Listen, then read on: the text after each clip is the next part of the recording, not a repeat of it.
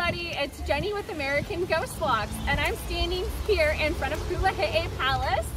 This was a royal palace constructed in 1838 for Governor James Kuakini.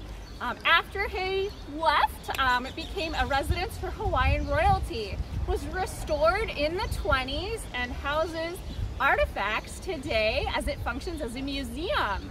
Some of these artifacts include sacred stones like pohaku. One of the pohaku that's in here is the fish stone that was used to bring in fish on a couple of occasions. And then some of the other unofficial artifacts are actually spirits of the royal inhabitants.